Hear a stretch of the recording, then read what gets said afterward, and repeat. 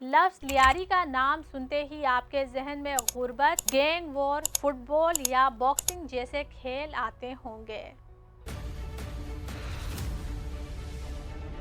کراچی کا یہ قدیم ترین علاقہ کئی لحاظ سے بہت ہی زیادہ اہمیت کا حامل ہے۔ تاریخی طور پر یہ بات ثابت ہو چکی ہے کہ لیاری کے باشندے کراچی میں سقوط اختیار کرنے والے سب سے پہلے افراد تھے۔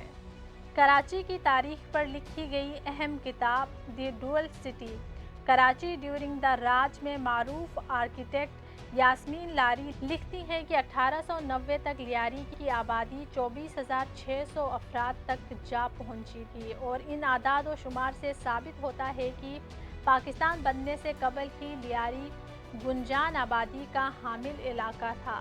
آج بھی کراچی کی آبادی کا بہت بڑا حصہ لیاری میں رہتا ہے، اور غالباً یہ کراچی میں فی رقبہ میٹر سب سے زیادہ آبادی رکھنے والا خطہ ہے۔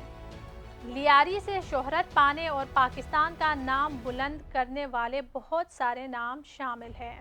ان میں اولمپکس باکسر محمد حسین شاہ، فٹ بال میں غلام عباس اور استاد قاسم، ماہر تعلیم وجہ غلام محمد نور الدین، سابق چیف جسٹس سید سجاد علی شاہ، قرآن کریم کا بلوچی زبان میں ترجمہ کرنے والے عالم دین وجہ خیر محمد ندوی، اور باڈی بلڈنگ میں سابق مسٹر پاکستان سکندر بلوچ شامل ہیں۔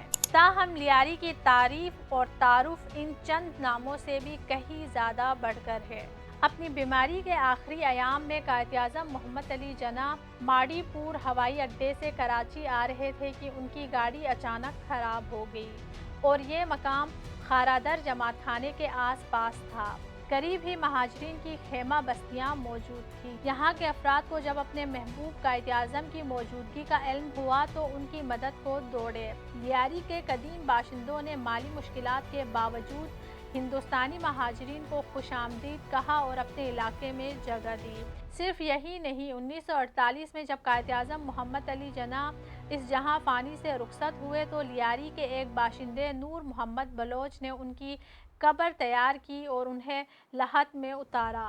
اس کے بعد پاکستان کے پہلے وزیر اعظم لیاقت علی خان کی تدفین بھی نور محمد بلوچ کے خاندان نے ہی انجام دی۔ برصغیر کے ممتاز شاعر فیض احمد فیض کو لیاری سے عشق تھا، اور 1970 کے عشرے میں وہ لیاری کے عبداللہ ہارون کالج سے وابستہ رہے۔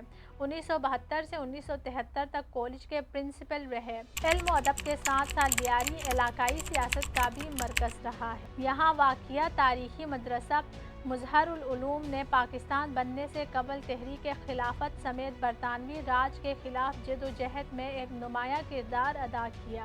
لیاری میں رضاکاروں کی جانب سے اسٹریٹ اسکول ایک عرصے تک مشہور رہے۔ یہاں پر ARO اور گرین اسکول ہشت چوک اور بغدادی میں ایک عرصے تک سڑکوں پر بچوں کو مفت تعلیم فراہم کرتے رہے۔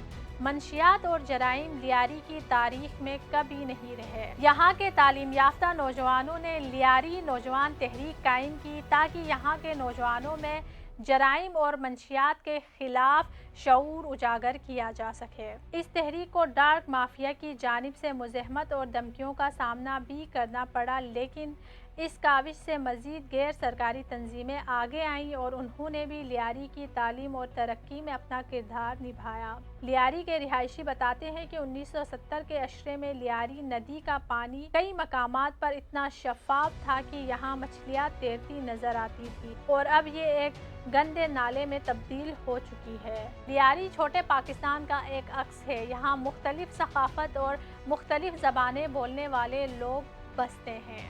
ضرورت اس امر کی ہے کہ لیاری کو دوبارہ امن کا گہوارہ بنانے کے لیے ہر خاص و عام اپنا کردار ادا کرے۔ وائس آف نیشن کی ویڈیوز دیکھنے کے لیے ہمارا چینل سبسکرائب کیجیے اور بیل کے آئیکن پر کلک کیجیے تاکہ آپ ہماری تمام آنے والی ویڈیوز سے باخبر رہ سکیں۔